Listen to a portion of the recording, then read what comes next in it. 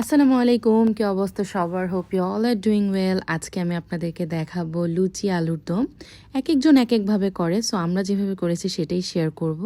তো লুচিটা আমার ননদ করছিল। এখানে প্রায় 3 কাপের মতন ময়দা নিয়েছে আর 1/3 কাপের মতন এখানে তেল অ্যাড করে খুব ভালো করে এটা মিক্স করতে হবে। তারপর এরকম মুট করে দেখতে হবে। তো তারপর পানি দিয়েও খুব সুন্দর করে একটা ডো বানিয়ে নিল এভাবে টেনে টেনে। তারপর এইটার মধ্যে বেশ কিছু পরিমাণ তেল দিয়ে এটা রেস্টে রেখে দিবে প্রায় 1 ঘন্টার মতন। তো এটা সাইডে রেস্টে রেখে এখন আমি আলুর দমটা রান্না করব। তো এখানে আমি বেশ কিছু পরিমাণ সরিষার তেল দিয়ে দিলাম আর কেটে রাখা আলুগুলো দিলাম। এখানে প্রায় 1-1.5 কেজির মতন আলু ছিল। আর একটু সামান্য লবণ দিয়েছি, একটু হলুদ দিয়েছি আর সামান্য একটু ফুড কালার দিয়েছি। দিয়ে আলুগুলোকে আমি খুব ভালো করে ভেজে নেব, অলমোস্ট 80%-এর মতন যেন সিদ্ধ হয়ে যায়। তো একটু পরপর নেড়ে চেড়ে এটা ভালো করে সিদ্ধ করে নেব। আমি একটু ঢেকেও দিয়েছিলাম। তারপর আলুগুলো আমি স্টেইনারের সাহায্যে তুলে নেব। ওই তেলের মধ্যেই আমি রান্না করব। তো প্রথমে আমি ফোড়নে দিয়ে দিলাম জিরা আর দিয়ে দিলাম 2টো শুকনা মরিচ, তেজপাতা, দারুচিনি, এলাচ, এগুলো দিয়ে আমি কিছুক্ষণ ভেজে নেব। আর সামান্য একটু জয়িত্রী দিয়েছিলাম। তো তারপর আমি দিয়ে দিলাম পেঁয়াজ, বেশ কিছু পরিমাণ পেঁয়াজ দিয়েছি। পেঁয়াজটা ভালো করে ভেজে নেব। আর সাথে আমি কিছু কাঁচামরিচও দিয়ে দিয়েছিলাম। আর এই তো 1/2 চামচের মতো লবণ দিয়ে আমি কিছুক্ষণ ভেজে তারপর এখানে মশলাগুলো অ্যাড করে দিলাম। আমি 1 চামচ আদা দিয়েছি, 1 চামচ রসুন দিয়েছি, 1 চামচ জিরা দিয়েছি।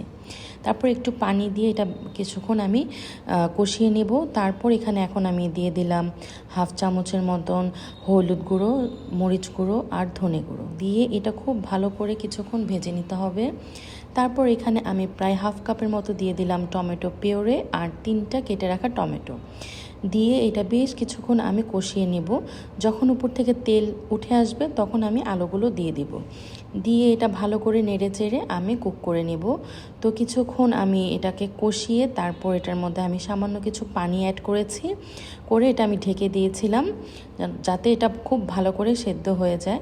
তারপরে তো লাস্টে আমি 1/2 চামচ একটু গরম মশলার গুঁড়ো, 1/2 চামচ একটু ভাজা জিরার গুঁড়ো দিয়ে দিলাম আর একটু সামান্য চিনি দিয়েছি টেস্টের জন্য।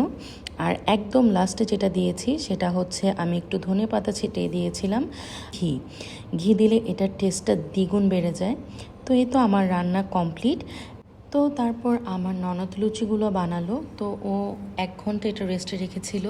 তারপর এটা ভালো করে কিছুক্ষণ ও আরেকটু মতে নিল। তারপরে তো কেটে ছোট ছোট করে লুচির জন্য ও শেপ করে নিয়েছে একটা একটা করে। ও বানিয়ে দিচ্ছিল আর আমি এখানে ভাজছিলাম। তো এই তো তেলের মধ্যে দিয়ে দিলাম, দেওয়ার সাথে সাথে কি সুন্দর করে ফুলে উঠেছে।